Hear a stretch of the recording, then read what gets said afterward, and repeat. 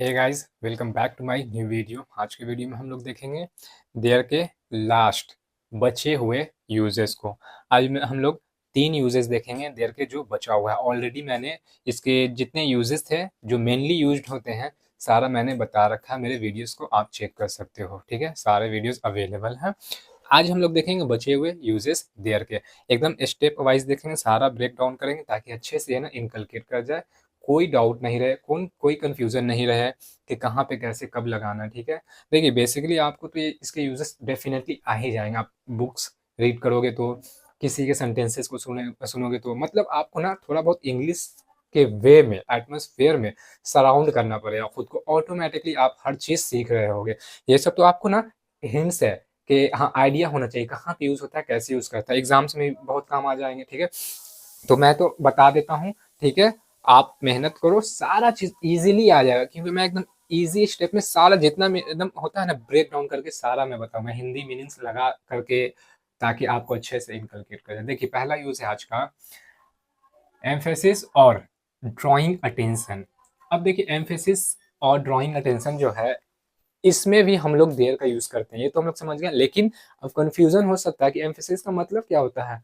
मतलब पता चलेगा तब ना हम लोग यूज भी समझेंगे। तो देखिए एम्फेसिस का मतलब होता है जब आप किसी चीज को महत्व देते हो ना, ठीक है, या उस पर जोर देते हो, बल देते हो, ठीक है, तो उस सेंस में हम लोग का एम्फेसिस आता है, ठीक है। ड्राइंग अटेंशन मतलब होता है जब आप ध्यान आकर्षित, ठीक है, किसी का ध्यान आकर्षित करते हो, ठीक है, लोगों का ध्यान खींचना, ठीक है, लोगों का ध्यान खींचना वाले सेंस में आता है, ठीक है, ड्राइंग अटेंशन। तो आप समझ गए इसका हिंदी मीनिंग भी। एग्जांपल्स देखते हैं, क्योंकि ज्यादा देर करने से तो कोई फायदा है नहीं, क्योंकि इतना भी मतलब ये हार्ड वाला चीज नहीं है कि इसको एकदम पुल करते रहना चाहिए बताने के लिए और टाइम को खींचते रहना चाहिए। ऐसा करने से कोई फायदा है नहीं। तो मैंने तो इंडिकेशन इंग्लिश में भी हिंदी में भी बता दी। अब एग्जाम्पल्स के तौर पे और अच्छे से आपको एकदम समझ में आ जाएगा, क्योंकि बहुत ही ईजी। देखिए देयर ही गोज, ठीक है, देयर ही गोज। अब देयर ही गोज लगा तो इससे कैसे पता चलेगा कि क्या है। देखिए पहला एक बात मैं और बताता हूँ, ये जो है ना इडियम से रिलेटेड है, मुहावरे से रिलेटेड। अब मुहावरे वाले का सेंस ही गजब अलग रहता है, मतलब इसको ना याद करना ही बेटर रहता है, क्योंकि इसका एक अपना ही रूल रहता है जो कॉन्टेक्स्ट को बता रहा होता है, ठीक है। अपने रूल्स पे ही बना। अब सोचिएगा, देयर ही गोज, ये तो आ गया सिंपल टेंस का, आ गया, ठीक है, ठीक है, सिंपल प्रेजेंट टेंस में आ गया देयर और गोज, देयर ही गोज। लेकिन देयर लगा, अब इसका ना आप मुहावरे वाले में ही है, तो इसको याद करो तो ज्यादा बेटर रहेगा। लेकिन मैं बता दे रहा हूँ कहाँ कहाँ पे कैसे कैसे यूजेस आते हैं इसका, ठीक है। तो देयर ही गोज, अब देयर ही गोज इसलिए लगा क्योंकि देखिए ये जो ही है वह ही मतलब वह होता है। तो ये एक काम किया, क्या जा रहा है, ठीक है, जाने का काम कर रहा है।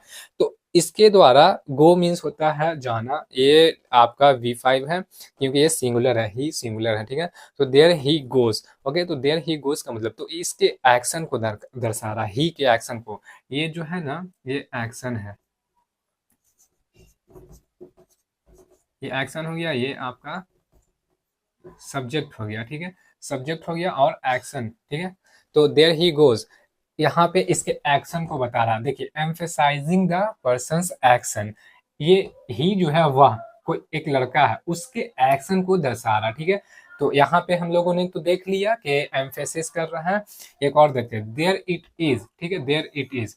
अब देयर इट इज का मतलब जैसे हम लोग बोलते हैं ना कुछ हाथ में रहता है, बोलते हैं ये लीजिए देयर इट इज, क्या बोलते हैं वहां पे रखा देयर इट इज। ऐसे वाले सेंस में मतलब ये मुहावरे से रिलेटेड है, इडियम से रिलेटेड वाला है। लेकिन आपको देयर का यूज इसका आइडिया होना चाहिए कि कहाँ पे यूज करते हैं, ठीक है। तो यहाँ पे इसका क्या है, ध्यान केंद्रित कर, देखिए ड्रॉइंग अटेंशन टू समथिंग, किसी चीज का, ठीक है, ध्यान केंद्रित कर रहा है। देयर इट इज ऐसे करके बोलते हैं तो अब जाहिर सी बात है किसी का वहां पे ध्यान जा रहा होगा। तो इस सेंस में हम लोग यूज करते हैं, पहला यूज है देयर का, ठीक है। दूसरा यूज देखते हैं, इन फ्रेजेस। क्या है फ्रेजेस में, इन फ्रेजेस लाइक, कैसा, देखिए देन देयर इज, ये पहला फ्रेज हो गया, देन देयर इज, और there is the fact that, ये दूसरा यूज हो गया, ठीक है। देन देयर इज ये दूसरा, ये पहला था, ठीक है।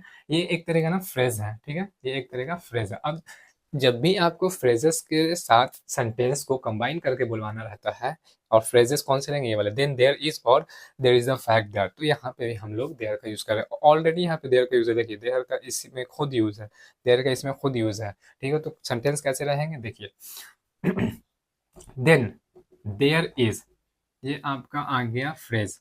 Then there is the issue of funding. अब फंडिंग, किसी चीज का फंडिंग हो रहा है, पैसा का है किसी चीज का, ठीक है, तो ये फंडिंग का प्रॉब्लम है। Then there is the issue of funding, ऐसे भी हम लोग सेंटेंस बोलते हैं, ठीक है। देखिए एक और एग्जांपल देखें, there is the fact that, आ गया दूसरा phrase, there is the fact that, मतलब ये सच है कि सी हैज बीन सिक, मतलब वो बीमार है, ठीक है। So then there is the fact that she has been sick, ये फैक्ट है कि वो बीमार है। तो इस वाले सेंस में भी हम लोग यूज करते हैं। होपफुली आपको ये भी अच्छे से समझ में आ गया। लास्ट वाला यूज हम लोग देखते हैं देयर का, इन एग्ज इन एग्जिस्टेंशियल स्टेटमेंट्स, ठीक है। एग्जिस्टेंशियल स्टेटमेंट्स बेसिकली होता है आपका, देखिए एग्जिस्टेंस से बन गया एग्जिस्टेंशियल, तो यहाँ पे जीवन के अर्थ को परिभाषित करने वाले कथन। अब जीवन के अर्थ, जीवन का क्या अर्थ है, उसको परिभाषित करने वाला क्या, कथन। तो उस सेंस में भी हम लोग क्या लगाते हैं, आप अपना देयर का यूज लगाते हैं। ये तो आपको समझ में आ, जीवन के अर्थ क्या है, मतलब आप पैदा हुए उसका कुछ अर्थ होगा जीने का, ये तो उस वाले स्टेटमेंट्स को बता रहा होता है, ठीक है, कथन, ठीक है। तो देखिए कैसे, देर इज ए गॉड, अब गॉड का एग्जिस्टेंस रहता है ना, किसी को हम लोग बोलते हैं भाई गॉड में बिलीव करते हो कि नहीं करते हो, ठीक है, कोई आके बोलेगा हाँ मैं करता हूँ, उसका एग्जिस्टेंस है कि नहीं, आप बिलीव करते हो तो आप डेफिनेटली बोलोगे हाँ भाई एग्जिस्टेंस है।